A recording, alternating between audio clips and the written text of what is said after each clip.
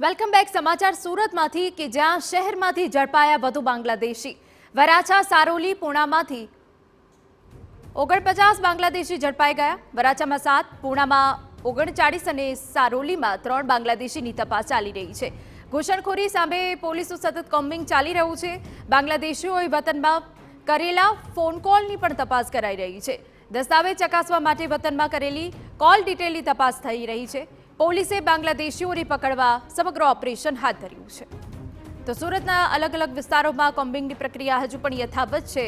હજુ પણ બાંગ્લાદેશીઓને ઝડપી પાડવામાં આવ્યા છે. સાથે સાથે દસ્તાવેજ ચકાસવા સાથે વતનમાં કરેલી કોલ ડિટેલની પણ તપાસ થઈ રહી છે. અમારા સંવાદદાતા બળદેવ સુથાર વધુ વિગતે વાત કરવા જોડાયા છે. બળદેવ, પૂરી વિગત. જે રીતે જમ્મુ કાશ્મીરની અંદર જે આતંકી હુમલો થયો છે ત્યારબાદ ગુજરાતની તમામ પોલીસે જે છે વિદેશની અંદર એટલે કે ભારત બહારથી જે લોકો છે ગેરકાયદેસર વસે છે તેને જે પકડવા માટેની જે કાર્યવાહી શરૂ કરી છે, ત્યારે મોટા પ્રમાણમાં જે બાંગ્લાદેશીઓ છે તે સુરત ક્રાઇમ બ્રાન્ચ દ્વારા પકડી પાડવામાં આવ્યા હતા. ત્યારે હવે જે સુરત પોલીસ કમિશનર તરફથી તમામ જે પોલીસ સ્ટેશનો છે તેમને આદેશ આપવામાં આવ્યા છે પોતાના વિસ્તાર, પોતાની જે અલગ અલગ જે કોલોની હોય છે તેની અંદર જે ગેરકાયદેસર રહેતા બાંગ્લાદેશીઓને જે પકડી પાડવામાં આવે તે આધારે શનિવાર અને રવિવાર રાત્રિના સમયે પોલીસ દ્વારા અલગ અલગ વિસ્તારોની અંદર કોમ્બિંગ કરી અને 49 થી વધુ જે વિદેશી બાંગ્લાદેશી જે કહી શકાય છે જે ગેરકાયદેસર રીતે સુરતની અંદર પ્રવેશ કરી અને છેલ્લા વર્ષોથી રહેતા હતા તેમની જે અટકાયત કરવામાં આવી છે અને તમામ જે ડોક્યુમેન્ટો છે તે મેળવવામાં આવ્યા છે.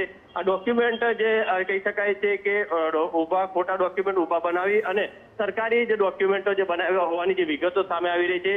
હાલમાં તો આ જે ક્રાઇમ બ્રાન્ચ અને એસઓજીની ટીમ છે અલગ અલગ જે બાંગ્લાદેશીઓ જેને જે પકડવામાં આવ્યા છે તેમની ઊંડાણપૂર્વક તપાસ કરવામાં આવી છે. તેની પાછળ કયા એજન્ટો છે કે કયા એજન્ટો મારફતે આ બાંગ્લાદેશથી સુરતની અંદર આવતા હતા, કયા માર્ગે આવતા હતા, તમામ જે અલગ અલગ વિગતો છે તે મેળવવામાં આવી રહી છે.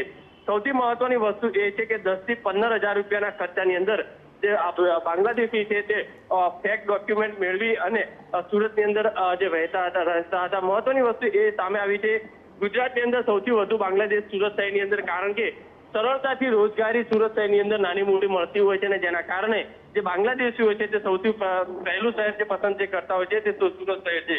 હજુ પણ સુરત શહેરના અલગ અલગ વિસ્તારોની અંદર પોલીસની જે કોમ્બિંગ છે, પોલીસનું જે પેટ્રોલિંગ છે સતત ચાલુ છે.